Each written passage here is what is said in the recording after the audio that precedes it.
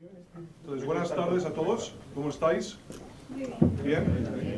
Es importante que tengamos un panel dinámico e interesante. Tenemos mucha suerte en tener aquí, creo que 4 panelistas muy relevantes, con empresas muy fuertes e interesantes. Y entonces vamos a intentar tener una hora que sea muy interesante para todos. Yo creo que con el talento que tenemos en esta habitación podríamos hablar durante días. Entonces lo que vamos a intentar es, yo creo que ir al punto, get to the point, para que lo que comentemos nosotros, vuestras preguntas y la discusión sea interesante. Y luego mucho será networking después de esta sesión. Entonces vamos a empezar con breves presentaciones de los 4 panelistas y luego os explico un poco el formato de cómo lo vamos a hacer. Entonces, Enrique Lores, HP, ¿por qué no te presentas?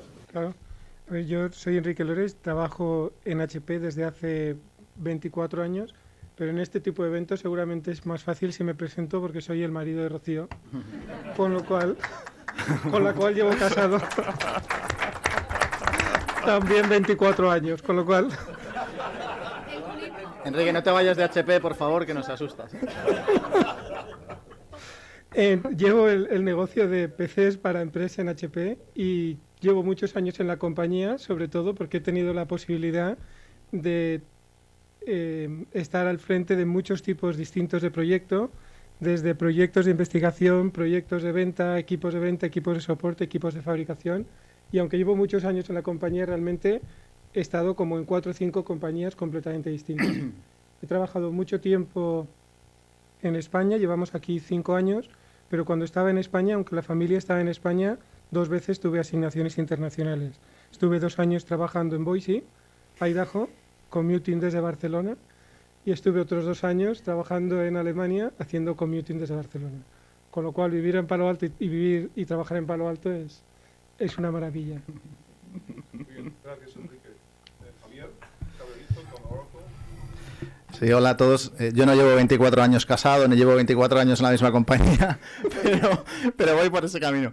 Yo, Javier Cabrerizo, trabajo en Oracle, llevo casi 9 años ahora mismo en Oracle, y digamos que he tenido 2 vidas. He tenido una vida previa más emprendedora, digamos, y tuve la fortuna de participar en, yo creo, una de las primeras empresas españolas que hizo una salida a bolsa en el mundo de la tecnología, que era Meta 4, en la que participé y disfrutamos muchísimo. Después fundamos otra compañía que se llamó New Know. Hice por en medio otra que se llamó Chaotic.com, que vendí muy bien. En fin, he tenido esas vidas y luego, en cierto momento, intentando vender mi compañía a Oracle, Oracle decidió no comprar la compañía, pero comprarme a mí. Y decidí incorporarme porque necesitaba un poquito de estabilidad en aquellos momentos. Y bueno, y aquí seguimos después de 9 años. Y ahora llevo desde nuestro headquarter aquí en Redwood City, llevo nuestra estrategia mundial en el negocio de base de datos, que es una parte central del negocio de Oracle. Y bueno, llevo aquí 3 años con este lío y disfrutándolo mucho, la verdad. Gracias. Y Juan José Juan, Vodafone. Sí, bueno, Juan José Juan, o aquí me llaman todos JJ, el nombre es muy complicado para ellos. Yo estoy en Vodafone, que ya llevo 16 años, un poco el caso de Enrique. Cuando entré en Vodafone no era Vodafone, era una empresa española que se llamaba Airtel, que algunos aún os acordaréis, que fue el primer operador que le puso un poco la cara telefónica cuando salió el mundo del móvil. Entonces estuve, de hecho, desde el lanzamiento de Airtel. Al cabo de los años aquello se convirtió en Vodafone España, que también lo conocéis, y entonces pasé ya a lo que es la carrera global dentro de Vodafone. Ya hace muchos años que me fui de España. Empecé por Nueva Zelanda, no había ningún sitio más cercano, justo a la otra parte del mundo. Estuve 1 año allí, fascinante, y luego 5 años en Inglaterra, interesante pero demasiado nubloso, demasiada lluvia, la comida no es buena. Entonces decidimos encontrar un punto intermedio y fue aquí. Ya hace 2 años que vinimos aquí. Vodafone tiene aquí, la mayoría ni lo sabréis, pero tenemos en Redwood Shores, muy cerca de Oracle, uno de nuestros centros de desarrollo de nuevos servicios, y yo llevo toda la parte de innovación y nuevos servicios para empresas a nivel global. Entonces Vodafone creó una unidad solo para el mundo multinacional, se llama Global Enterprise, y ahí llevo yo todo lo que es el portfolio y partnerships y inversiones y sobre todo desarrollo de nuevos servicios. Y bueno, 2 años aquí y encantado. Muy bien, perfecto. Fernando Sepúlveda, con Impulsa. Bueno, yo vengo de una perspectiva completamente diferente a la de mis 3 panelistas. De entrada no soy español, soy mexicano, y no trabajo en una gran corporación de tecnología, sino fundé y dirijo desde el 2004 lo que hoy en día es la principal aceleradora de negocios a nivel mundial. Lo que hacemos es identificamos empresas que tienen muy alto potencial de crecimiento y las ayudamos a escalar. Son empresas que ya probaron su modelo de negocio y quieren crecer de manera muy acelerada, sostenida, rentable, y frecuentemente ayudamos a empresas a trabajar con grandes corporativos en distintas partes del mundo, a veces como proveedores, a veces en temas de inversión, a veces en adquisiciones. Entonces tenemos mucha experiencia desde el otro lado de la mesa, desde el lado de ayudar a emprendedores a ser muy exitosos y a llevar a sus empresas a convertirse en empresas muy exitosas en el mercado. Impulsa trabaja acá en Estados Unidos, en América Latina, en Europa, estamos empezando a trabajar en Asia, y lo que vemos es que hay muchos elementos comunes en este segmento de empresas emergentes y que realmente hay oportunidades muy importantes. Muy bien, gracias. Y brevemente yo tengo que confesar también que coincide que yo llevo 27 años casado y 27 años en Estados Unidos, porque yo llegué aquí porque mi mujer fue a España, nos casamos y me importó a Estados Unidos. Así es posible, o sea que es otra forma de establecerse en Estados Unidos. Entonces, muy rápidamente, yo he trabajado para un par de empresas europeas hace mucho tiempo que querían penetrar el mercado americano y desde el mercado americano a mercados globales, en el área de robótica, fue lo que comencé aquí hace mucho tiempo. Luego me metí en tecnología para telecomunicaciones, también ayudando a empresas americanas a penetrar el mercado latinoamericano y de Asia. Y después de eso tuve mi primera experiencia con un startup, que era la época del 95-96, Silicon Valley era very hot, y vendimos ese startup, yo estaba en el equipo de dirección, a Sun Microsystems. Terminé en Sun Microsystems 9 años. Es uno de los ejemplos que para Sun Microsystems fue una compra que no sirvió para mucho, pero para el equipo que vendió la empresa a Sun Microsystems pues fue interesante financieramente, y luego entró una empresa muy fuerte que después fue comprada por Oracle. Y ahora estoy otra vez de vuelta en una de las empresas que trabajé hace mucho tiempo. Entonces vamos a empezar el panel. Lo que vamos a hacer, el formato que vamos a hacer es el siguiente. Yo tengo 4 preguntas preparadas, una para cada uno de los panelistas, y vamos a hacer 2, vamos a permitir que los otros panelistas añadan, o si no están de acuerdo, quieran añadir algo a los comentarios iniciales. Cuando hagamos las 2 preguntas, lo vamos a abrir para preguntas vuestras, Q&A, para que queremos que estéis muy involucrados y despiertos y animados, y luego hacemos las otras 2 preguntas y al final tenemos tiempo para Q&A y vamos a seguir aquí porque queremos que esto sea útil para vosotros. ¿Okay? Y para asegurarnos de que hay preguntas, si no nos hacéis, haremos nosotros preguntas a la audiencia. Como por ejemplo, ¿quién lleva más de 27 años casado y viviendo en el mismo sitio? O sea que estad atentos. Entonces vamos a empezar con Enrique, y Enrique, que es un Senior Executive en HP.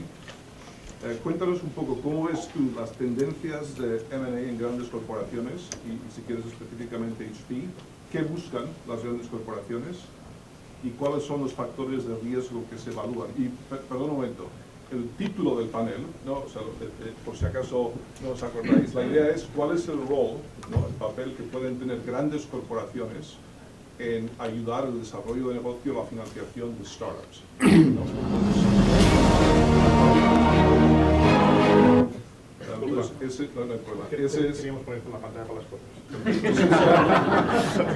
es el tema de este panel this evening, y Enrique, te paso a ti para que comentes. Si os parece, explico un poco los motivos por los cuales una empresa como HP compra compañías.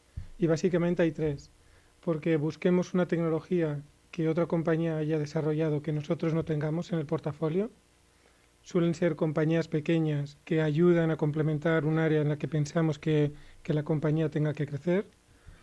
Otro motivo es compañías, digamos, medianas, pequeñas, que tengan un modelo de negocio establecido, que pensamos que sea escalable y que esté en uno de los segmentos que la compañía tenga pensado crecer.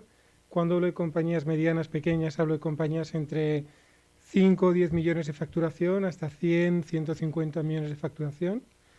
Y otro tercer motivo son compañías grandes que estén presentes en un mercado, en un segmento en el que HP tenga interés, que tengan una base instalada de clientes, que tengan un portafolio amplio, y suelen ser compañías por encima de 500 millones de dólares o por encima de 1.000 millones de dólares. Estos son los 3 motivos y los 3 casos en los que una compañía como HP compra otras compañías y por los que estamos constantemente mirando qué está disponible en el mercado.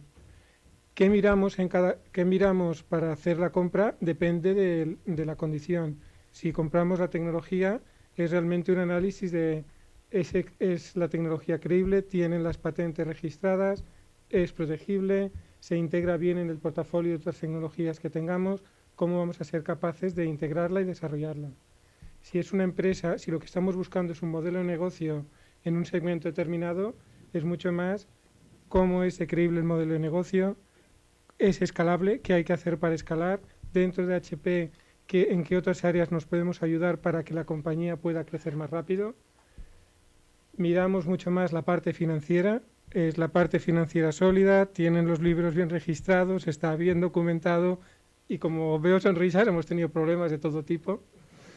Y luego miramos mucho más también, en estos dos casos, miramos el equipo, tanto en el caso de las empresas, los casos que compramos tecnología, como el modelo de negocio, el equipo es fundamental y nos aseguramos que el equipo que haya desarrollado la tecnología o que haya creado la empresa vaya a estar en la empresa, vaya a estar en HP durante un periodo largo de tiempo.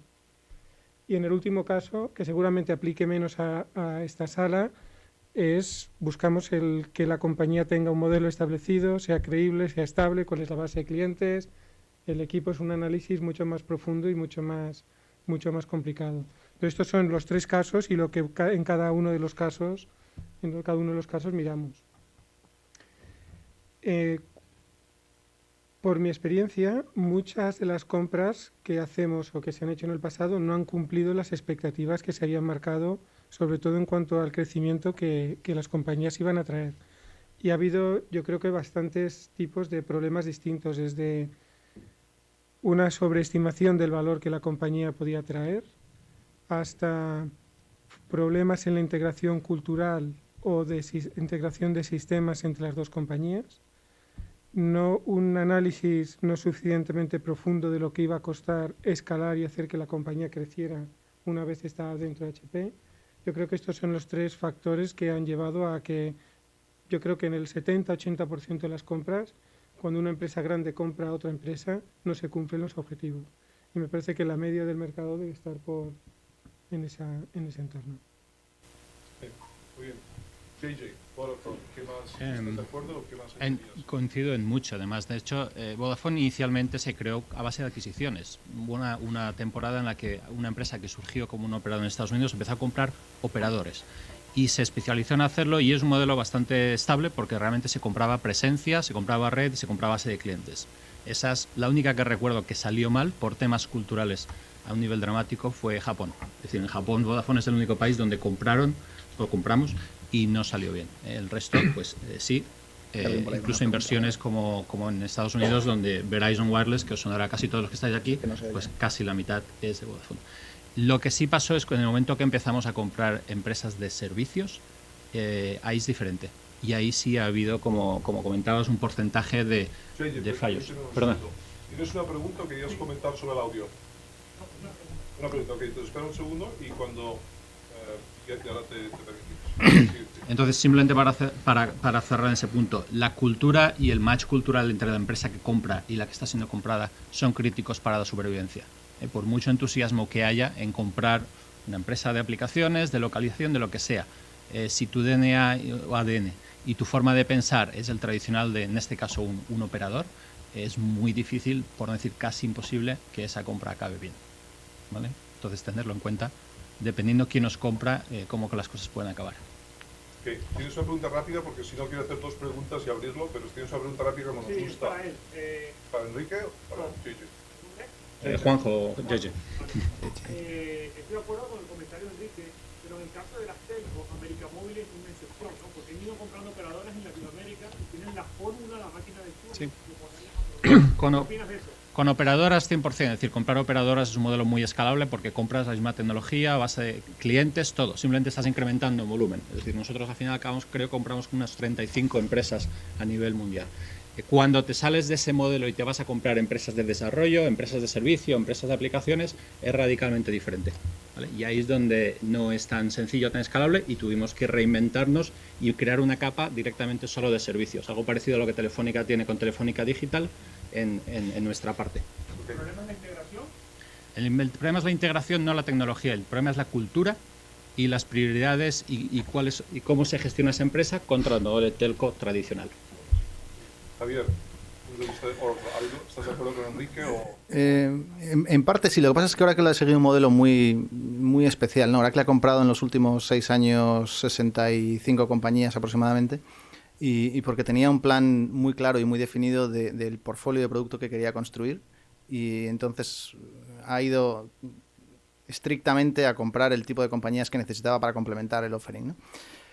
Oracle sigue un proceso muy disciplinado, y esto mucha gente por ahí fuera no termina de entenderlo muy bien. Por ejemplo, las valoraciones para nosotros son críticas. Hicimos la compra de Sun, por ejemplo, que antes Juan hablaba de ella, en un momento malísimo para el mercado, buenísimo para nosotros. Compramos Sun a un precio muy bueno y hemos hecho adquisiciones muy buenas. La valoración es crítica. Los multiplicadores en los que entra Oracle y el equipo de M&A de Oracle generalmente van a estar en el rango bajo de lo que encuentras por el mercado. Y hay muchas oportunidades en las que no hemos entrado simplemente porque los multiplicadores de revenue o de EBITDA o de cualquier otro simplemente eran excesivos y no hemos ido, ¿no?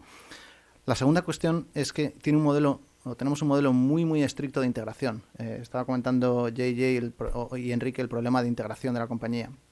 Oracle en esto es radical. Los sistemas que tiene la compañía adquirida desaparecen y se integra todo el mundo en el sistema de Oracle y punto. No hay discusión.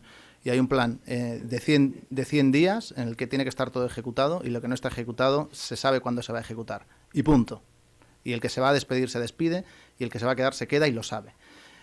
Y eso nos ha permitido, ese tipo de claridad y un proceso, como digo, un poquito brutal, pero que funciona muy bien, nos ha permitido hacer este tipo de adquisiciones con mucha eficacia, ¿no? Y el tercer punto que haría es que hay como nosotros hemos seguido como dos grandes tipos en la línea de lo que decía Enrique, ¿no? Ha habido operaciones enormes, Sun, Bea, PeopleSoft, Siebel, que han sido deals de múltiples miles de millones, y de estas ha habido varias. Y luego hay un montón de pequeñas adquisiciones que lo que hacen es complementar el offering de producto, que siguen una vía totalmente distinta en el proceso de adquisición. El proceso de integración es el mismo, el proceso y la lógica de adquisición es totalmente diferente, ¿no? En la próxima pregunta hablaremos un poco más de eso. O sea, perfecto. Fernando, ¿algo que quieras añadir a la primera pregunta? Yo coincido bastante con lo que se ha dicho en el panel. Yo he visto quizás 2 razones adicionales por las que grandes empresas adquieren a startups o empresas emergentes en general. Una de ellas tiene que ver con el time to market. Es decir, las empresas grandes tienen una cierta dinámica que hace que tengan que moverse a gran velocidad. Y muchas veces ellos tienen las capacidades internas para desarrollar y replicar tu tecnología, ¿sí? Pero entonces el valor crítico se vuelve el time to market, la capacidad de muy rápidamente tomar algo y llevarlo hacia adelante. Y creo que como emprendedor, en la medida en que entiendas eso, puedes tener un mejor diálogo con las grandes empresas, porque muchas veces yo he visto emprendedores que llegan ufanándose de su tecnología y tratando de realmente hacer como la tecnología el punto distintivo, y realmente desde la óptica de los grandes corporativos dicen, mira, sí, pero si tuviéramos 6 meses y un equipo lo replicábamos y probablemente lo hiciéramos mejor. El tema es time to market, ¿no? Entonces creo que entender la lógica y la presión que tienen las compañías públicas, sobre todo estos grandes gorilas públicos, de entregar resultados y tener un time to market es crítico. El otro que creo que habría que mencionar son las señales que le mandan las empresas públicas al mercado.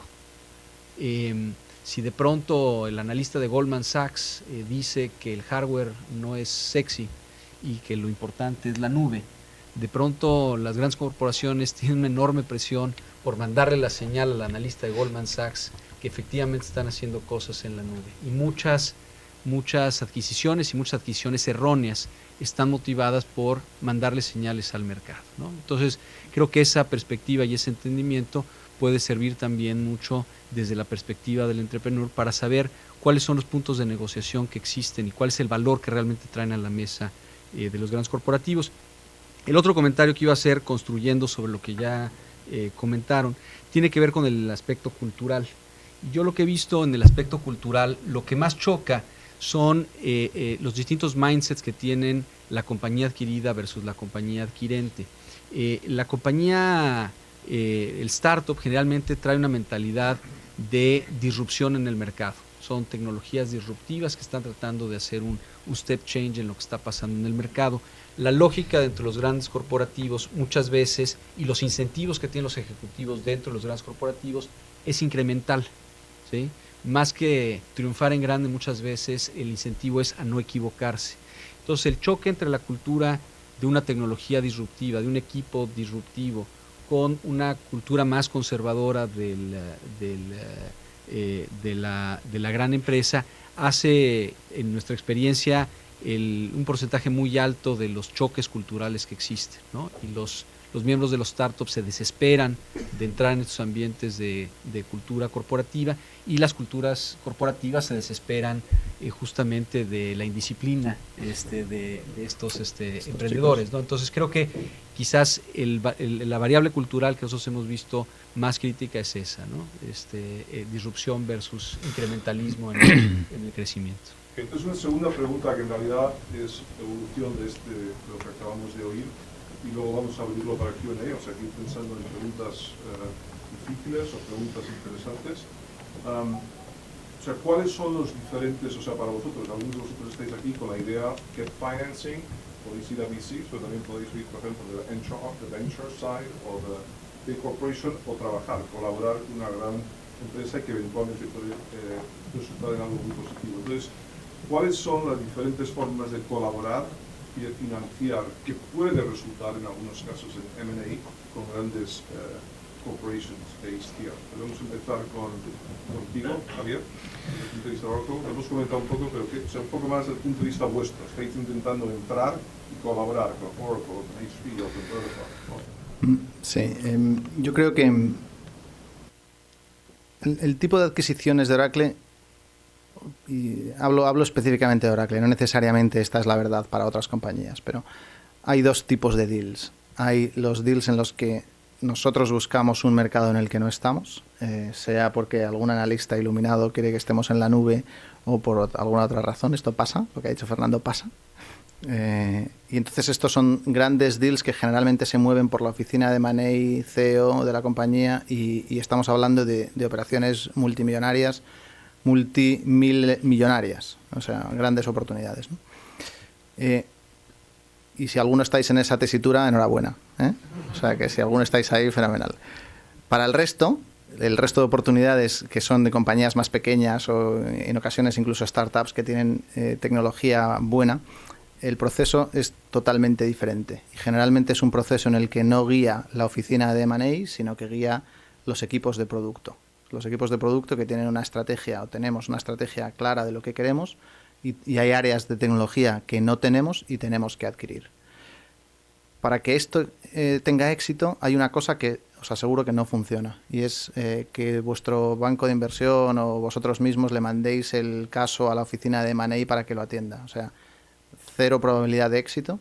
A Oracle probablemente le llegan varias docenas a la semana, y os aseguro que van todas directamente a la papelera. Alguna a lo mejor se libra, pero en fin, generalmente ese es un camino que no funciona. Es un poco como el mundo de buscar empleo, ¿eh? Tú mandas tu currículum a alguien, es improbable que funcione, ¿no? Ese camino no funciona. Hay dos caminos que funcionan. O bien el agente de producto os conoce, o conoce la empresa, conoce la tecnología, conoce el producto porque se complementa bien con algo que ya tenemos, o bien vosotros conocéis muy bien el producto y compartimos algunos clientes y por esa vía generáis el interés suficiente. La clave aquí, para ese tipo de deals, es que el equipo de producto, el equipo de ingeniería que es dueño de esa familia de productos dentro de la compañía, os conozca a los clientes en los que se comparte la tecnología y entienda que existe esa interacción. Y ellos van a ser, el equipo de producto va a ser el que le diga a la oficina de M&A, oye, queremos comprar esta compañía o queremos mirar este tipo de compañía. Y así es como funciona, al menos en Oracle. Y ese es el modelo de más éxito. Con lo cual, ahí el éxito depende de estar muy cerca primero de tener un producto que funcione y que tenga éxito y que tengamos clientes compartidos y que la gente de producto lo sepa. Y si eso existe y tienes intención de vender, pues entonces puedes iniciar una buena conversación, ¿no? Sí, yo creo que en HP el modelo es muy parecido a lo que explicaba Javier, Y creo que de cara a los que en algún momento estéis pensando en vender vuestra empresa, una empresa como HP o como Oracle, lo que tenéis que entender también es cómo estamos estructurados internamente. Porque tenemos unos grupos de producto que desarrollan la tecnología y unos equipos de venta que la venden a los clientes. Y según donde estéis, tendréis mucho contacto con los equipos de venta, pero muy poco con los equipos de producto. Entonces esto a la hora de, por ejemplo, interaccionar con HP, os lo va a poner muy complicado. Porque si estáis en España e interaccionáis con el equipo en España, el acceso que el equipo allí va a tener a posibles adquisiciones es prácticamente cero. Porque aunque debiera funcionar mejor, los procesos de comunicación interna entre el que está vendiendo en una cuenta en España y el que está desarrollando el portafolio en Palo Alto son pocos. Con lo cual realmente si estáis, y supongo que en Oracle sea algo parecido, si estáis interesados en que una compañía grande os compre, tenéis que entender cuáles son los grupos de producto que están desarrollando la tecnología y cómo os podéis acercar de la manera que Javier explicaba a estos equipos. Muy parecido, la experiencia muy parecida. Al final es un tema de confianza. Por lo menos empresas como la mía y creo que las vuestras compran cuando tienen confianza, no compramos a lo ciego. Hay un flujo que a mí me gusta bastante, que empieza así. La empresa está empezando por inversiones. Tenemos Vodafone Ventures, es nuestra parte de inversión, y hacen sus pequeñas inversiones en empresas que están empezando muy centradas en el mundo de la movilidad y ahora las comunicaciones, que ya pasamos más allá de la parte de movilidad. Luego la parte de partnerships, esa es la crítica, es decir, es cuando trabajamos juntos y comprobamos durante un tiempo que trabajar juntos funciona y que los clientes les gusta y la combinación de lo que nosotros aportamos y lo que esa empresa trae funciona bien. Y ahí es cuando necesitamos más, y ya se han dado unos cuantos casos, necesitamos más volumen, necesitamos más velocidad o incluso, digamos, dedicación exclusiva de ese partner para el negocio nuestro, ahí pasamos a la parte de inversiones. Entonces, confianza en la parte del portfolio y confianza en la parte de clientes. Si un cliente dice que le encanta la combinación de lo que estamos haciendo, significa que tiene futuro. Si no, no irá a ningún sitio. Sí, yo lo que agregaría es que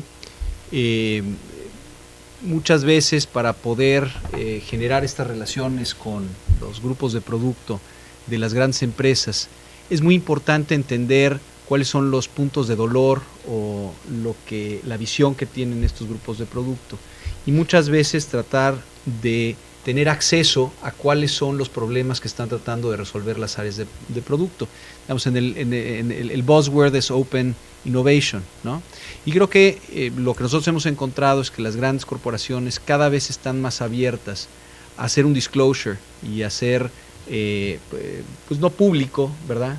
Pero sí a compartir con grupos de empresas, startups, cuáles son los retos o cuáles son los problemas que están queriendo resolver, y a partir de ahí empezar a desarrollar algo que tiene una utilidad, que tiene un mercado.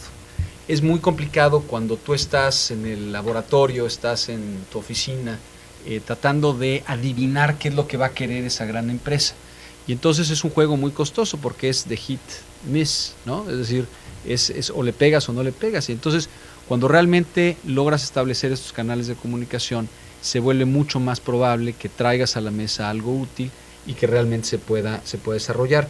Y lo que hemos visto ahí que funciona muy bien y cada vez las empresas están más abiertas a esto, es hacer success-based contracts, es decir, contratos en donde la gran empresa dice, si tú solucionas este problema, entonces yo te daré este contrato o entonces esto sucederá.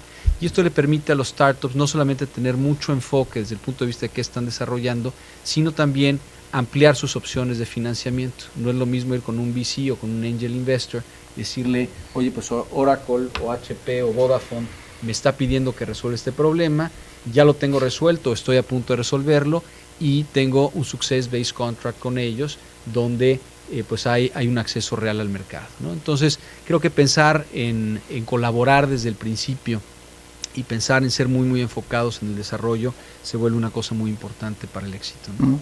Okay. Vamos a abrirlo para preguntas. Un comentario que os quiero hacer de mi experiencia. Mi experiencia en Sun, una empresa también muy grande, todos los comentarios son válidos. Yo ahora trabajo con una empresa de 500 personas, 220 millones de dólares, una empresa que cotiza en Nasdaq, tenemos 70% del mercado. Nuestro problema es crecer orgánicamente, es muy difícil cuando tienes 70% del mercado global. Entonces nosotros, nuestra estrategia de crecimiento ahora mismo está basada en M&A. Y la diferencia cuando es una empresa mucho más pequeña es que este tipo de proceso que habéis descrito puede ser más rápido y puede ser más fácil de llegar al equipo de ventas con el que podéis interaccionar, al equipo que lleva the product lines y que puede tomar una decisión. Entonces, esto es muy interesante porque tenéis tres de las empresas más fuertes en Silicon Valley, aunque bueno, todas son globales, ¿no?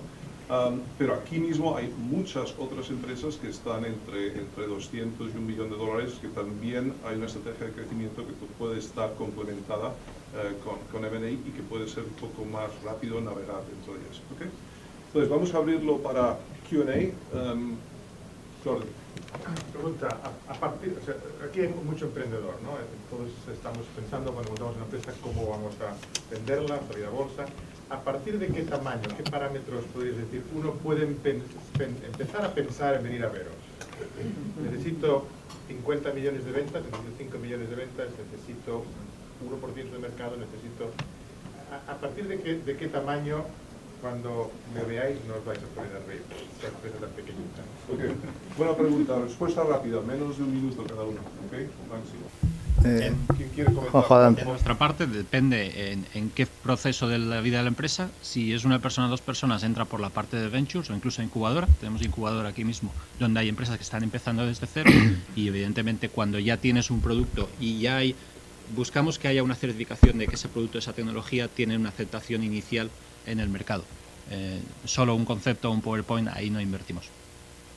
¿Qué, Enrique? En el caso de HP no es tanto el tamaño, si es una tecnología, tienes que tener la tecnología demostrada y ser capaz de demostrar por qué, y si es un caso de modelo de negocio, tiene que tener una mínima escala, pero no es un problema de tamaño, el modelo de negocio tiene que ser escalable. Son los dos factores, no es un problema de tamaño. Pero si vienes va a ser mucho más difícil, volvemos al problema de antes, es mucho más fácil que te hagas ver y que te vayamos a buscar. Coincidiendo con lo que se acaba de decir, es más lo que traes a la mesa que el tamaño. Lo que sí hemos visto nosotros es que empresas que ya lograron probar su modelo de negocio con ventas de al menos $1 o $2 millones ya se vuelven creíbles, porque entonces el tema es, bueno, ¿y cómo has probado que esto efectivamente funciona? Y entonces necesitas una escala mínima. Lo que nosotros hemos visto es que el punto de entrada es entre $1 y $2 millones. Muy parecido. Para nosotros hemos hecho operaciones de $10.000 millones y operaciones de menos de $1 millón.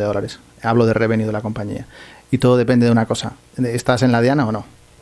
Si estás en la diana, aunque vendas menos de $1 millón, se han dado operaciones aquí en Silicon Valley, compras la de Nicira, por ejemplo, es un caso fantástico. Está totalmente en la diana de VMware o lo estaba en la de Cisco y les pagan $1 billón, ¿no? No es tanto el revenue que traes en este momento, sino encajas y das en la estrategia de producto en ese momento o no, 1. Y 2, tienes un riesgo disruptivo suficiente como para que la empresa que te compra perciba ese riesgo de que tú le puedes romper el mercado, y eso, si es así, te hace obviamente enormemente valioso, ¿no? Ok, good. ¿Más preguntas de la audiencia? Ok, here we go. Muy bien. Yo estaba interesado un poco en el tema interno vuestro. Sí, he querido entender que hay como dos tipos de compra muy claros. Es decir, en el caso de Vodafone todavía es más claro. O compráis operadoras o compráis pequeñas empresas que os dan tecnología e innovación, digamos, ¿no? En el caso probablemente Oracle también es algo parecido. Internamente, ¿cómo lo gestionáis? Es decir, vosotros tenéis una incubadora, un departamento de ventures para pequeñas adquisiciones de innovación disruptiva, etcétera. Sí. Pero vamos a hacer una cosa, no termino tu pregunta. No, simplemente, y en el caso de comprar una gran compañía, ¿no? Como Oracle, una operadora, es un proceso que conozco mejor, ¿no? Pero sobre todo cuando decidís comprar una tecnología, un equipo, un know-how, lo que sea, que es disruptivo, que puede ser una amenaza para vuestro futuro o que os interesa para incorporar al portafolio de productos, internamente eso cómo se gestiona. Es decir, hay una incubación, hay un departamento de ventures, va al departamento de M&A directamente, igual que si fuera otra operadora, otra compañía grande. Entonces, ¿por qué uno de vosotros contesta la pregunta resumiendo un poco lo que hemos hablado y para que tengamos más preguntas en vez de responder todos? Entonces, ¿quién quiere responder esta? Yo mismo. A ver, ¿cómo funciona el proceso? Es para una empresa pequeña que sea un objetivo de tecnología o modelo de negocio, normalmente el equipo de producto detecta la oportunidad y tenemos un equipo central de M&A que va a definir el proceso y que va a hacer como de juez, árbitro, para asegurarse que todo el proceso de due diligence se hace correctamente. Y va a ser siempre el equipo de producto con el equipo central de M&A, va a hacer el análisis de la compañía, va a hacer el análisis del modelo de negocio, va a proponer el caso al comité ejecutivo y el comité ejecutivo, en función del tamaño, va a definir la compra o la no compra. Pero siempre el equipo de producto que va a llevar la compra, el equipo de M&A. Para casos muy grandes va a ser el equipo central el que lo vaya a hacer, pero no va a ser el caso de... ¿Por qué no comentas brevemente, Enrique, tu experiencia, que hay casos en que grandes empresas pueden tener venture funds, ¿no? Sí, nosotros hemos tenido 2 veces en los últimos 10 años venture funds en los que hemos invertido en empresas pequeñas. Ninguna de las 2 veces ha funcionado demasiado bien y se han acabado cerrando, sobre todo porque no es realmente nuestra especialidad. Pero en algunos casos otras empresas lo tienen y les funcionan. O sea que sí que hay casos en los que una empresa grande puede tener una incubadora e invertir en empresas. Okay.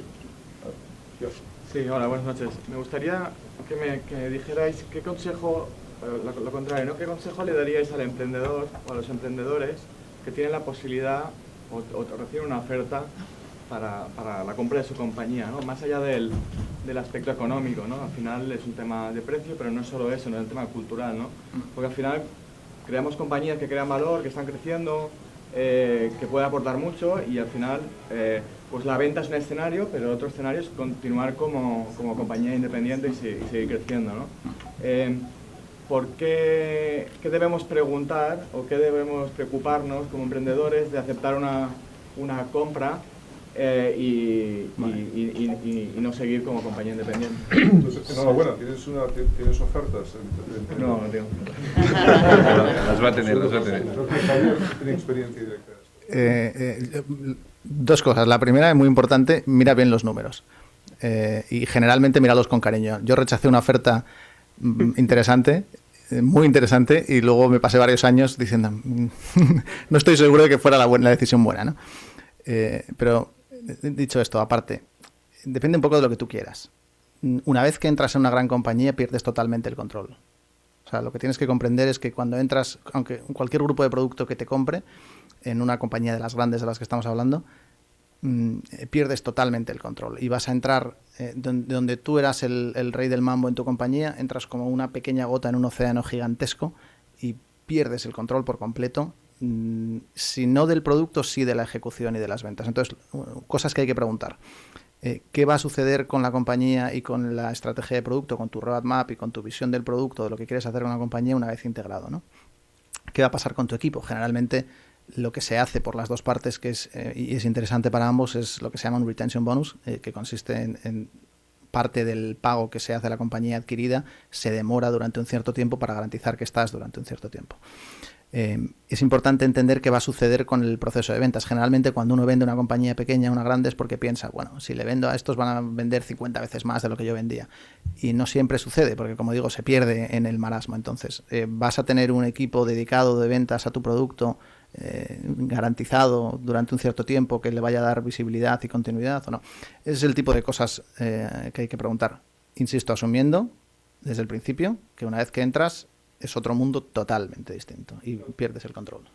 Yo siempre, cuando hemos estado involucrados en una compañía, siempre hago, y hemos ido a la compañía, siempre hago el mismo discurso, porque en los primeros días la gente está excitada, contenta, feliz, y siempre les digo, estamos en la luna de miel. La tormenta empieza en unas semanas, y siempre empieza la tormenta. Generalmente al cabo de esos 2 años de retention bonus, echa un vistazo a la compañía adquirente y observa de las compañías adquiridas cuántos quedan.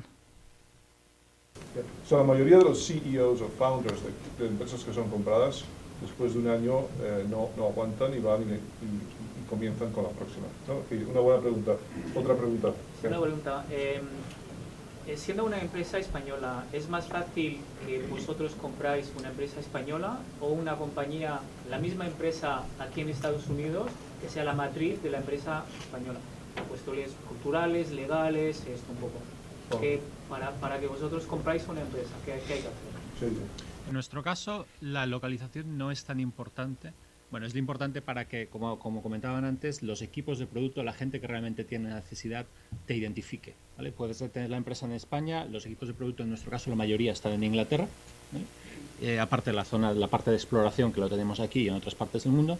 Entonces, da igual dónde esté la empresa, pero tienes que ser capaz de demostrar allí donde está el punto de decisión, que tienes la capacidad y tienes ese punto diferenciador que seguramente le falta internamente a la empresa. Luego es importante los equipos, es decir, nosotros compramos no una sino dos empresas en el mismo día en la costa este de Estados Unidos, ¿vale? Cuando nosotros en Estados Unidos y lo compramos por una razón específica, porque tenían una tecnología y un conocimiento y un equipo. Eso funcionó, pero costó muchísimo hacerlo funcionar, es decir, tuvimos que mover gente para gestionarlo y asegurarnos que les manteníamos, digamos, independientes, pero funcionando integrados. Hubo mucho trabajo, pero la localización se puede gestionar si el fit cultural y la estrategia es coincidente. Si no, da igual que estés en la oficina al lado. ¿Otra pregunta? Quiero introducir un nuevo rol, porque estamos hablando del rol de las grandes empresas y de las startups, pero yo soy la administración, represento la administración. Entonces, por un lado nos hemos dado cuenta que se ha dicho aquí que incluso la administración, como gran cliente, gran cuenta, en España cuando nos relacionamos con la oficina comercial. Y a veces tenemos problemas, otras veces actuamos incluso apoyando el establecimiento de centros en España, pero bueno, hay algunas veces que tenemos poca conexión con la matriz, ¿no?, que está aquí. Y luego, sin embargo, lo que tenemos dudas, aparte de estas misiones y estos encuentros que yo creo que son muy útiles, es si podemos jugar algún otro rol entre lo que le pueda interesar a la gran empresa y los emprendedores que están en España, para incluso ponerlos en la diana, ¿no?, hacer escaparatismo, o si, como algunos piensan, a lo mejor no les falta razón, lo mejor que podemos hacer es no estorbar. ¿Por qué, Fernando? Te toca la fácil. Cuando dices la administración es el sector público. El gobierno. Perdón, aquí es un tema de lenguaje, entonces No, tú tienes experiencia, ¿no? Sí, no, mira, yo creo que hay un rol muy importante desde el punto de vista de las agencias de fomento al emprendedurismo y las agencias gubernamentales para para facilitar los entornos donde se conocen la oferta y la demanda, por un lado, y por otro lado para dar credibilidad. Lo que hemos visto es que la credibilidad que pueden traer ciertos organismos a estos procesos de conocimiento y eventualmente de adquisición son muy importantes. Por ejemplo, nosotros trabajamos mucho con la Asociación Europea de Incubadoras de Negocios y ellos tienen una serie de incubadoras. Todas las incubadoras que hay en Europa, hay unas que están certificadas y que generan empresas de mayor calidad, y estas empresas que generan de mayor calidad son vistas con más interés por ciertas empresas grandes. Y entonces se ha hecho un sello de calidad que ha sido fomentado por la infraestructura que el sector público ha generado hacia el emprendedurismo, ¿no? Entonces creo que hay un rol muy importante de generar el mercado, de generar la transparencia y mandar señales de confianza, porque a final de cuentas este tipo de cosas son basadas en confianza, ¿no? Entonces yo creo que ahí hay un rol muy importante que jugar. Sí, yo creo que hay un punto de conexión entre las dos preguntas anteriores. Para nosotros la localización sí que es importante, pero si compramos una empresa de tecnología con 15 ingenieros y están en el norte de Suecia y HP no tiene ningún otro centro de I+D en Suecia, va a ser muy difícil que esa compañía se compre, o que si se compra se mantenga el centro en Suecia. Con lo cual, un rol que las administraciones sí que podéis jugar es asegurar que empresas como nosotros tengamos centros de desarrollo en áreas geográficas que os puedan interesar. HP, por ejemplo, tiene una presencia grande y más en España, y en España nos puede interesar comprar compañías porque con el tiempo se integrarán en el Centro de Tecnología de Barcelona. Pero comprar compañías en Suecia que no tenemos ningún tipo de actividad I+D va a ser muy complicado. Exactamente igual para Oracle. O sea, Oracle no va a comprar una compañía, como hemos dicho antes, dirigida por el equipo de producto, donde el equipo de producto esté lejos de cualquier grupo de desarrollo nuestro. Simplemente no va a suceder. Ok, vamos a ver una cosa. Yo tengo un par de preguntas más. Lo bueno es que las preguntas de la audiencia son muy buenas, o sea que tenemos rápido dos más que tengo preparadas y pasamos a vosotros. Entonces, ya hemos empezado a comentar un poco el factor europeo. Entonces, JJ, como muchos años en Vodafone, la pregunta un poco es cuáles son los factores adicionales, ¿no?, que pueden ser barreras o que hay que tener en cuenta cuando una empresa europea o española viene a Estados Unidos o a Silicon Valley para intentar colaborar o ser comprada, ¿no? O sea, ¿qué otros factores hay comparado con una empresa local, ¿no?, que está up and down one-on-one? Vamos a ver. Ya hemos hablado un poco de algunos de estos temas. Sí, ¿no? hemos visto bastantes. Hay un tema básico de mentalidad, ¿vale? Que a mí yo lo intuía y cuando me moví aquí lo vi, y vosotros los que estáis aquí lo veis y los que no. Las startups americanas tienen una mentalidad y una visión del tamaño de oportunidad por naturaleza mucho más grande. El mercado americano es gigante, ¿vale? Entonces, si lo haces bien, la oportunidad es ilimitada. Por definición, en España y en menor medida, pero en el resto de Europa, estamos acostumbrados a las limitaciones. Cuando lanzas algo en un país en Europa, no significa que lo has lanzado a toda Europa, ni muchísimo menos. Solo el tema de los idiomas, la legislación, las regulaciones, todo el modelo no es escalable. Debería serlo, pero no lo es. Y es la gran desventaja que tenemos en Europa. Entonces, venir aquí y cambiar la mentalidad a la hora de buscar inversión o adquisiciones o cualquiera de los modelos es muy importante, porque si no, se nos ve como poco agresivos o poco ambiciosos comparado con los jugadores locales, ¿vale? Hay elementos básicos, es decir, ves gente que viene sin ser capaz de expresarse en inglés intentando conseguir una inversión, una adquisición por aquí. Entonces eso es un poco razonable, ¿vale? Un modelo que yo veo es intentar encontrar una serie de socios o partners locales que te ayuden a compensar lo que no traes. Hay una parte muy buena, que es que en España se nos reconoce una capacidad de, digamos, de flexibilidad y una capacidad de desarrollo muy grande. Pero por lo menos la percepción de los inversores con los que trabajamos aquí por la zona es, a la hora de la parte del negocio y de la escalabilidad, de crear un negocio muy grande a nivel masivo, a nivel global, están buscando lo siguiente de Google, están buscando algo que sea totalmente disruptivo. Muchas veces nos falta esa visión, digamos, de ambición, pero soportada por conocimiento de negocio, ¿vale?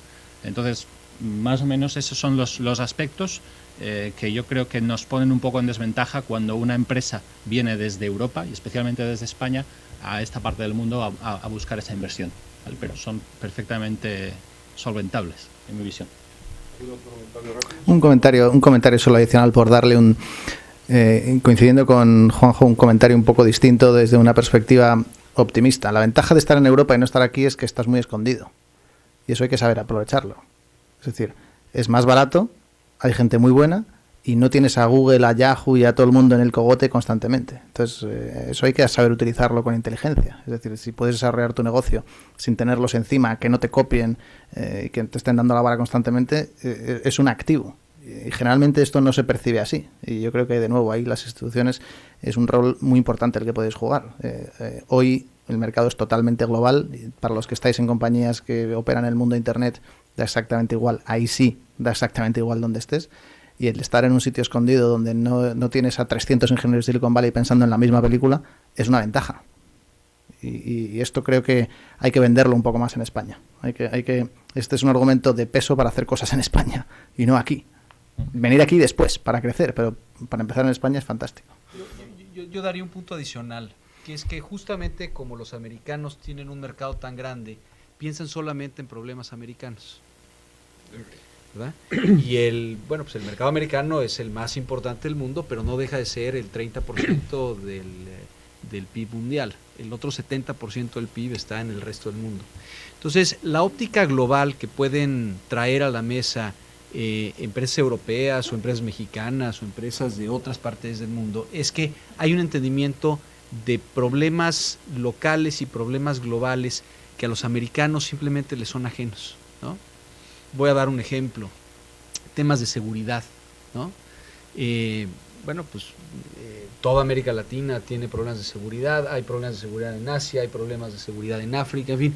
Entonces, cuando uno piensa en generar tecnología, en desarrollar un software, en desarrollar un hardware, en desarrollar una solución, y uno entiende los problemas que están sucediendo en el resto del mundo y no solamente en los Estados Unidos, uno tiene una oportunidad de negocio enorme, ¿no? Entonces creo que el multiculturalismo europeo y la visión tradicionalmente más global que tiene el europeo es una ventaja competitiva fundamental contra la visión tradicional del americano, que realmente está pensando solamente en problemas americanos, ¿no? Entonces creo que eso puede ser una ventaja competitiva muy importante.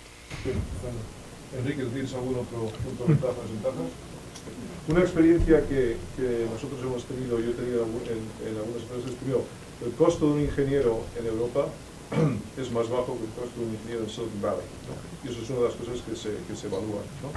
Por otro lado, nosotros en la empresa que estamos ahora acabamos de cerrar nuestro R&D Center en Beijing, porque el tío principal que llevaba la oficina de ahí empezó a incumplir con todas nuestras reglas en cuanto a IP protection, ¿no? O sea, protección de la propiedad intelectual, y porque un par de malas manzanas en el barril cerramos todo. Y por otro lado, China los precios y los contratos laborales están empezando a ser altos y complicados. Ese estigma negativo con ciertas partes de Asia lo hay mucho menos con Europa, y es un punto muy importante que hay que intentar valorar, ¿no? Que es la protección de intellectual property. Okay, una pregunta más y lo vamos a turn over to you guys. Y vamos a empezar con Fernando un poco, ¿no? Estamos hablando bastante, hemos hablado unos minutos aquí de cómo es la estrategia de entrar a colaborar con big corporations, grandes corporaciones, ¿no? Y no es fácil, ¿no? Entonces yo creo que, Fernando, coméntanos un poco qué otras estrategias ves tú que son quizás más importantes, ¿no? O que el audiencia tiene que enfocar para crecer y desarrollar el negocio y no depender demasiado de una cooperación o compra de un M&A. O sea, ¿qué consejo das a startups o empresas jóvenes? Bueno, a final de cuentas, lo que una empresa debe buscar siempre es generar una ventaja competitiva y generar rentabilidad, ¿no? Ya sea que termine uno colaborando o siendo adquirido por una gran empresa, o uno se mantenga de manera independiente, realmente pues, esos son los fundamentales del negocio.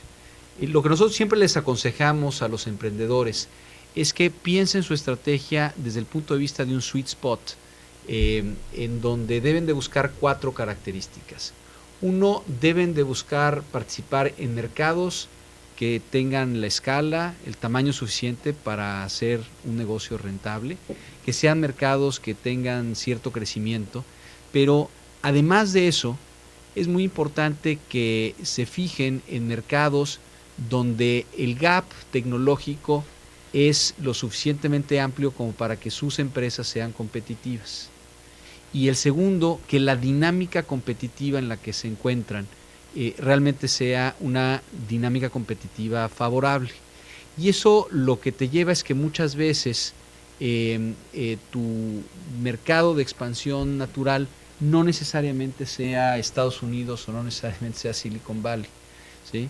Es muy complicado venir a Silicon Valley, sí es un mercado enorme, sí es un mercado en crecimiento, pero el gap tecnológico entre lo que yo puedo ofrecer y el resto del mercado puede ofrecer y la dinámica competitiva que eso genera, pues es francamente muy complicado. Entonces, lo que nosotros siempre invitamos a los emprendedores a pensar es en qué mercado, en qué segmento, en qué canal tú puedes encontrar la mejor combinación entre tamaño, crecimiento, gap tecnológico y dinámica competitiva para que tú realmente puedas tener un punto de apoyo para después generar una siguiente etapa de crecimiento, ¿no? Entonces, esa sería la combinación y eso puede significar distintas cosas para distintas empresas, pero esas son las cuatro variables que creemos nosotros son más importantes, ¿no? ¿Un comentario final? Sí, igual un comentario es, yo creo que el objetivo del emprendedor al crear la empresa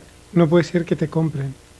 Tienes que estar enfocado en generar valor y en generar un modelo de negocio sostenible, un poco en la línea de lo que decía Fernando. Si el objetivo es si voy a ver quién me compra, al final te suelen ver el pelo y no suele ocurrir. Con lo cual es mucho más en la línea que decía Fernando, enfocarte en cómo genero valor, cómo crezco la empresa y cómo al generar valor soy capaz de ir creciendo solo. Creo que este tiene que ser la principal prioridad. ¿Por qué no abrimos a preguntas de audiencia? Muy bien. Okay,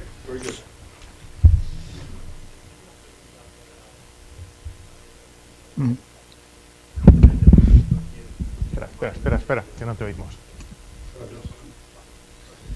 Hemos visto una serie de adquisiciones que se han hecho fundamentalmente por una combinación de producto, tecnología, talento, equipo de ingeniería y quizás base de usuarios también. Notará usted que he omitido un aspecto... Como me vuelvas a llamar de usted, nos vamos de aquí. Notarás que he omitido un aspecto que todos los panelistas han mencionado, que es el revenue, ¿no? Entonces, ha habido adquisiciones que se han hecho, pues, por ejemplo, Instagram, que se han hecho basado en tecnología, equipo, producto y usuarios. Y no todas ellas han caído en la categoría de lo que definiríamos como un acqui-hire del libro, ¿no? Estas no ha sido una acqui-hire directamente, sino que han estado valoradas con un multiplicador por la tecnología y el talento de ingeniería, ¿no? Entonces, ¿cuál es tu opinión respecto a Oracle? ¿Cómo se aproxima a este tipo de empresas y de productos? El caso de Instagram que mencionas es muy bueno porque es uno de esos ejemplos que es difícil de entender cuando uno lo ve desde fuera o desde lejos de la realidad de lo que está pasando aquí, ¿no?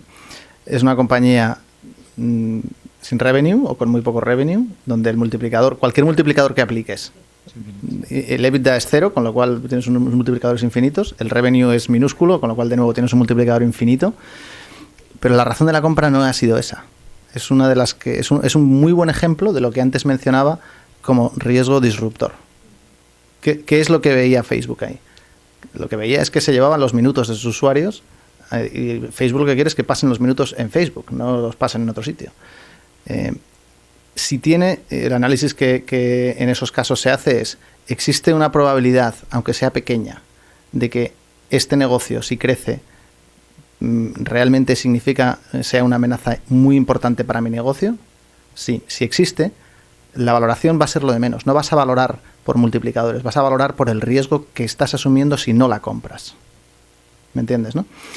Esos casos son raros, porque suceden pocas veces. He mencionado yo antes el caso de Nicira, y es parecido. O sea, en el mundo de la virtualización, de pronto aparece alguien que hace virtualización de redes, perdonadme la technicality, pero para que nos entendamos de este caso particular, que aporta muchísimo valor para alguien que domina el mercado de la virtualización. Y entonces, ¿paga cuánto? Lo que sea. Porque si lo deja crecer, corre el riesgo de hacerte desaparecer a ti, ¿no? Esos casos son muy, muy raros. Normalmente, las oportunidades caen en otros dos escenarios. O compras, como has dicho, una base instalada grande, un complemento de producto grande, y el revenue en el que te vas a fijar, al menos nosotros, más que el revenue de ventas, en el que te fijas es en el revenue de soporte. Tienes una base instalada grande que mantenga un soporte y mantenimiento cuantioso, porque ese es el revenue que vas a mantener siempre. Y en ese es en el revenue que te vas a fijar. Y luego las compañías pequeñas no te vas a fijar en el revenue, te vas a fijar en... Tiene una tecnología que es más fácil para mí en términos de tiempo de desarrollo comprarla que desarrollarla o no. Y ahí va a operar una lógica totalmente distinta, ¿no? Entonces...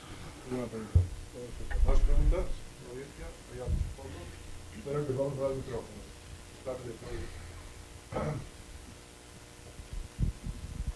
Para que nos podamos hacer una idea de los que estáis en empresas grandes del panel, para que nos podamos hacer una idea de cuántas compañías se compran anualmente, ¿nos podrías dar una idea de, por ejemplo, cuál es la proporción de innovación que la compañía adquiere fuera, cuál es la que se genera dentro, por ejemplo, o algún otro parámetro en este sentido? Es difícil, pero quizás el número de compras que se han hecho, como queráis intentar responder una pregunta. Okay, ¿por qué no rápidamente intentar responder eso? Por ejemplo, en la parte nuestra, muchas compras se hacen y luego pues, no se conocen porque tampoco muchas se publicitan. Que en los últimos 3 años habremos hecho unas 4 o 5 compras de telcos, ¿vale? Sea móviles o fijas, como Cable & Wireless, que compramos no hace mucho, y unas 15 adquisiciones de tecnología, soluciones, servicios. Y eso significa menos del 10% de todo lo que se desarrolla y se gestiona en el portfolio. Es decir, aún el 90% se hace internamente o se hace con el modelo tradicional de proveedor. Desde mi punto de vista debería darse la vuelta completamente y mucho se debería hacer externamente. Entonces ese es el gran reto del mundo telco moviéndose a servicios, cambiar a un modelo mucho más flexible, sobre todo por time to market. Sí, a ver, dos números públicos. HP gasta al año, no sé si son 6-7 billones de dólares en I+D, en total en la compañía. En compras nos habremos gastado alrededor de 30 billones en los últimos 3-4 años. O sea que prácticamente es un número parecido y se habrán comprado 40 o 50 empresas en los últimos 6-7 años. La perspectiva de Oracle, en los últimos 6 hemos comprado unas 65 o 70, como decía antes, o sea que si quieres saber por año puedes decir que unas 10, aunque no sigue para nada esa lógica. Hay años que compras 20, hay años que compras 3. Y Oracle en lo que se fija mucho es en el porcentaje, en la inversión en I+D como porcentaje del revenue, y eso es algo que se mantiene muy constante entre el 12 y el 14% del revenue. Entonces, cuando adquieres una compañía que te aporta, no sé, 3.000 millones de dólares de revenue, incorporas siempre un porcentaje, ese 12, 13, 14% de revenue a nuestra inversión en I+D. Siempre, es muy constante si miras los números públicos de Oracle.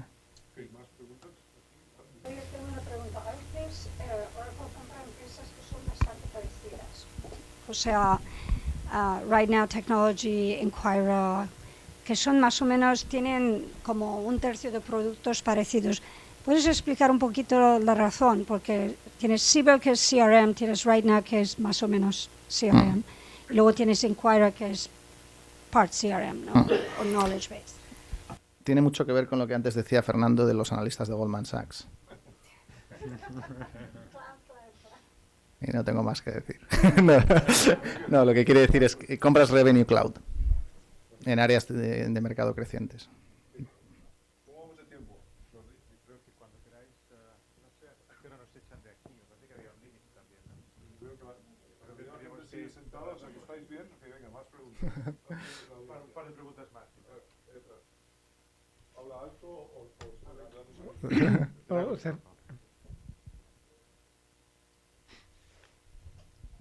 Mi pregunta es también para Javier.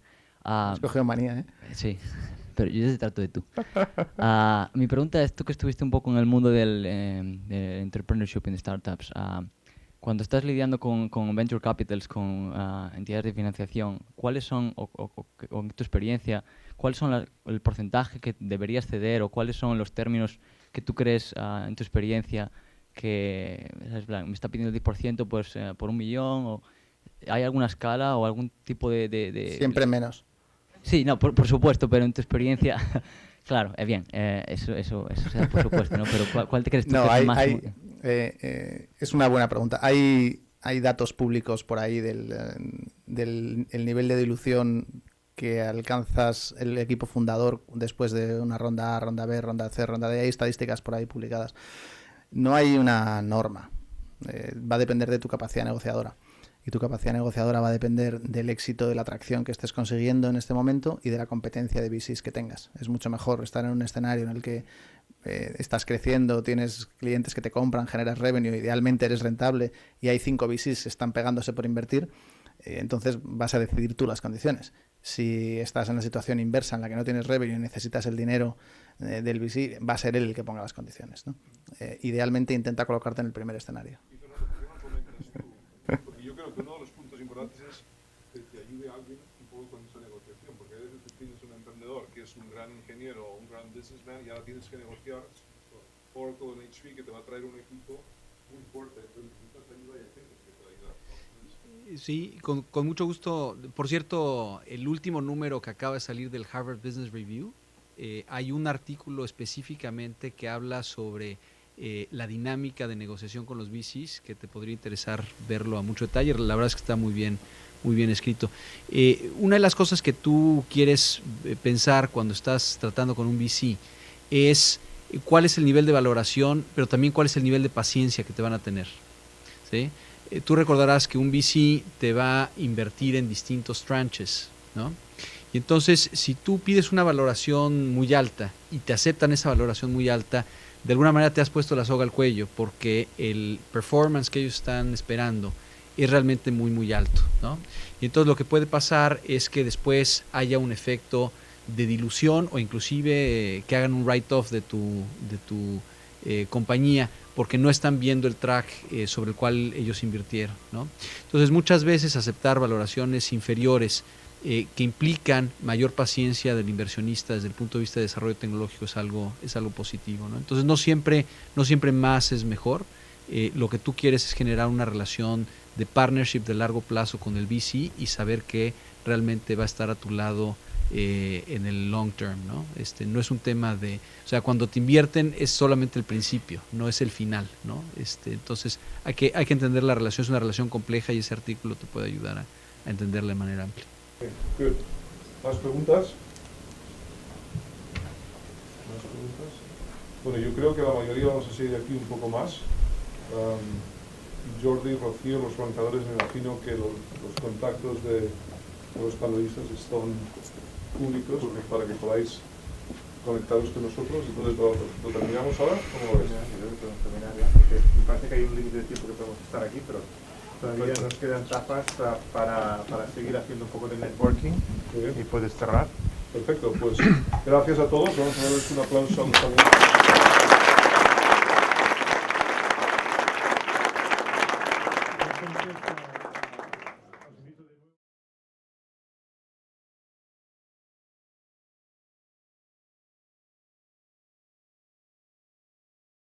Los segmentos que la compañía tenga pensado crecer. Cuando hablo de compañías medianas, pequeñas, hablo de compañías entre 5 o 10 millones de facturación hasta 100, 150 millones de facturación. Y otro tercer motivo son compañías grandes que estén presentes en un mercado, en un segmento en el que HP tenga interés, que tengan una base instalada de clientes, que tengan un portafolio amplio y suelen ser compañías por encima de 500 millones de dólares o por encima de 1.000 millones de dólares. Estos son los tres motivos y los tres casos en los que una compañía como HP compra otras compañías y por los que estamos constantemente mirando qué está disponible en el mercado. ¿Qué miramos para hacer la compra? Depende de la condición. Si compramos la tecnología, es realmente un análisis de ¿es la tecnología creíble? ¿Tienen las patentes registradas? ¿Es protegible? ¿Se integra bien en el portafolio de otras tecnologías que tengamos? ¿Cómo vamos a ser capaces de integrarla y desarrollarla? Si es una empresa, si lo que estamos buscando es un modelo de negocio en un segmento determinado, es mucho más cómo es creíble el modelo de negocio, es escalable, qué hay que hacer para escalar, dentro de HP, en qué otras áreas nos podemos ayudar para que la compañía pueda crecer más rápido. Miramos mucho más la parte financiera, es la parte financiera sólida, tienen los libros bien registrados, está bien documentado y como veo sonrisas, hemos tenido problemas de todo tipo. Y luego miramos mucho más también en estos dos casos, miramos el equipo, tanto en el caso de las empresas, los casos que compramos tecnología como el modelo de negocio, el equipo es fundamental y nos aseguramos que el equipo que haya desarrollado la tecnología o que haya creado la empresa vaya a estar en la empresa, vaya a estar en HP durante un periodo largo de tiempo. Y en el último caso, que seguramente aplique menos a esta sala, buscamos que la compañía tenga un modelo establecido, sea creíble, sea estable, cuál es la base de clientes. El equipo es un análisis mucho más profundo y mucho más complicado. Pero estos son los tres casos y lo que en cada uno de los casos miramos. Por mi experiencia,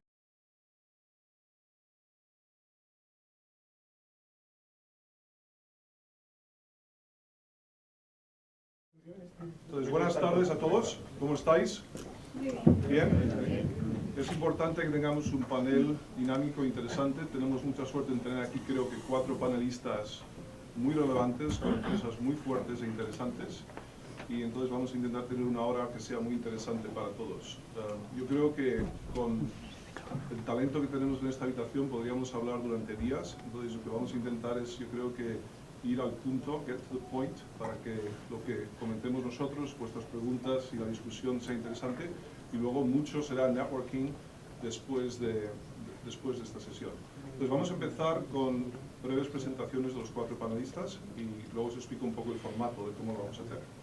Entonces, Enrique Lores, HP, ¿por qué no te presentas?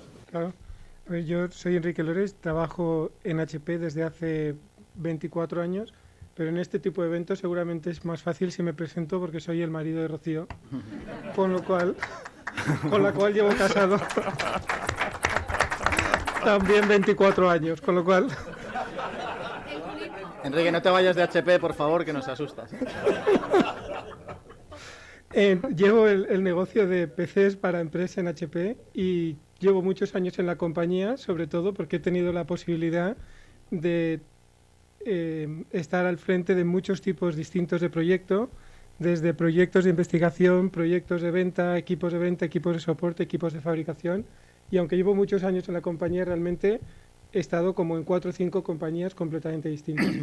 He trabajado mucho tiempo en España, llevamos aquí 5 años, pero cuando estaba en España, aunque la familia estaba en España, 2 veces tuve asignaciones internacionales. Estuve 2 años trabajando en Boise, Idaho, commuting desde Barcelona, y estuve otros 2 años trabajando en Alemania haciendo commuting desde Barcelona. Con lo cual vivir en Palo Alto y vivir y trabajar en Palo Alto es una maravilla. Muy bien, gracias Enrique. Javier, Cabrerizo con Oracle. Sí, hola a todos. Yo no llevo 24 años casado, no llevo 24... Para el equipo que vendió la empresa a Sun Microsystems pues fue interesante financieramente y luego entrar a una empresa muy fuerte que después fue comprada por Oracle. Y ahora estoy otra vez de vuelta en una de las empresas que trabajé hace mucho tiempo. Entonces vamos a empezar el panel. Lo que vamos a hacer, el formato que vamos a hacer es el siguiente. Yo tengo 4 preguntas preparadas, una para cada uno de los panelistas. Y vamos a hacer 2, vamos a permitir que los otros panelistas añadan o si no están de acuerdo quieran añadir algo a los comentarios iniciales. Cuando hagamos las 2 preguntas lo vamos a abrir para preguntas vuestras, Q&A, para que queremos que estéis muy involucrados y despiertos y animados, y luego hacemos las otras 2 preguntas y al final tenemos tiempo para Q&A y vamos a seguir aquí porque queremos que esto sea útil para vosotros. ¿Okay? Y para asegurarnos de que hay preguntas, si no nos hacéis, haremos nosotros preguntas a la audiencia. Como por ejemplo, ¿quién lleva más de 27 años casado y viviendo en el mismo sitio? O sea, que estad atentos. Entonces vamos a empezar con Enrique. Y Enrique, que es un Senior Executive en HP, cuéntanos un poco cómo ves tú las tendencias de M&A en grandes corporaciones y si quieres específicamente HP, qué buscan las grandes corporaciones y cuáles son los factores de riesgo que se evalúan. Y, perdón un momento, el título del panel, ¿no? O sea, por si acaso no os acordáis, la idea es cuál es el rol, ¿no? El papel que pueden tener grandes corporaciones en ayudar al desarrollo de negocio, la financiación de startups, ¿no?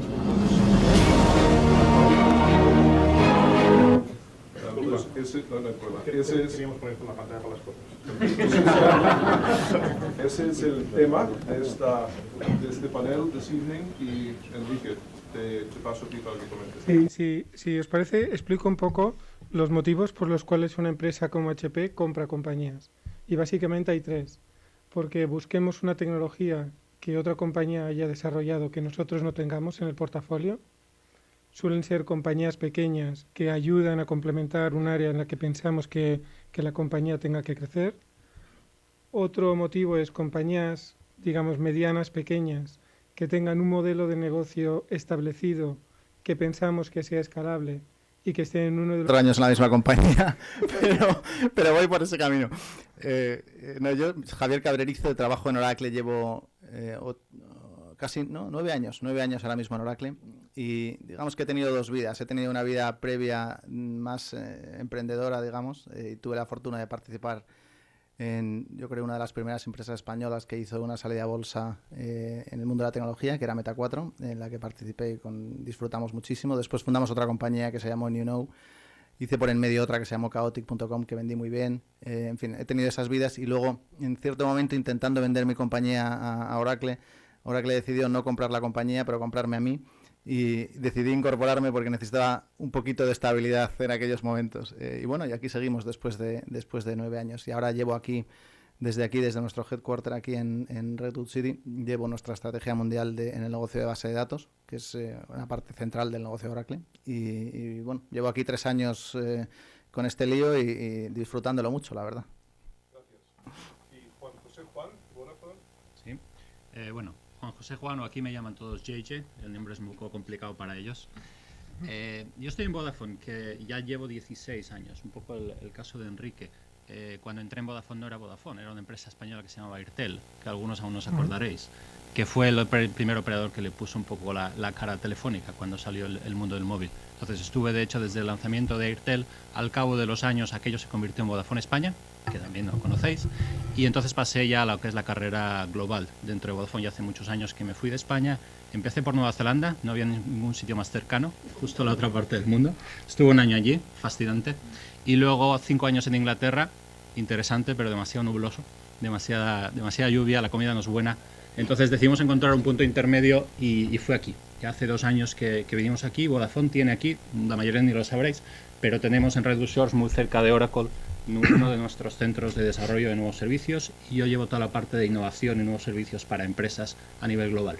Entonces Vodafone creó una unidad solo para el mundo multinacional, se llama Global Enterprise, y ahí llevo yo todo lo que es el portfolio y partnerships y inversiones y sobre todo desarrollo de nuevos servicios. Y bueno, 2 años aquí y encantado. Muy bien, perfecto. Fernando Sepúlveda, con Impulsa. Bueno, pues, yo vengo de una perspectiva completamente diferente a la de mis 3 panelistas. De entrada no soy español, soy mexicano, y no trabajo en una gran corporación de tecnología, sino fundé y dirijo desde el 2004 lo que hoy en día es la principal aceleradora de negocios a nivel mundial. Lo que hacemos es identificamos empresas que tienen muy alto potencial de crecimiento y las ayudamos a escalar. Son empresas que ya probaron su modelo de negocio y quieren crecer de manera muy acelerada, sostenida, rentable, y frecuentemente ayudamos a empresas a trabajar con grandes corporativos en distintas partes del mundo, a veces como proveedores, a veces en temas de inversión, a veces en adquisiciones. Entonces tenemos mucha experiencia desde el otro lado de la mesa, desde el lado de ayudar a emprendedores a ser muy exitosos y a llevar a sus empresas a convertirse en empresas muy exitosas en el mercado. Impulsa trabaja acá en Estados Unidos, en América Latina, en Europa, estamos empezando a trabajar en Asia, y lo que vemos es que hay muchos elementos comunes en este segmento de empresas emergentes y que realmente hay oportunidades muy importantes. Muy bien, gracias. Y brevemente yo tengo que confesar también que coincide que yo llevo 27 años casado y 27 años en Estados Unidos, porque yo llegué aquí porque mi mujer fue a España, nos casamos y me importó a Estados Unidos. Así es posible, o sea que es otra forma de establecerse en Estados Unidos. Entonces, muy rápidamente, yo he trabajado para un par de empresas europeas hace mucho tiempo que querían penetrar el mercado americano y desde el mercado americano mercados globales, en el área de robótica, lo que comencé aquí hace mucho tiempo. Luego me metí en tecnología para telecomunicaciones, también ayudando a empresas americanas a penetrar el mercado latinoamericano y de Asia. Y después de eso tuve mi primera experiencia con un startup, que era la época del 95-96, Silicon Valley era very hot, y vendimos ese startup, yo estaba en el equipo de dirección, a Sun Microsystems. Terminé en Sun Microsystems 9 años. Es uno de los ejemplos que para Sun Microsystems fue una compra que no sirvió para mucho.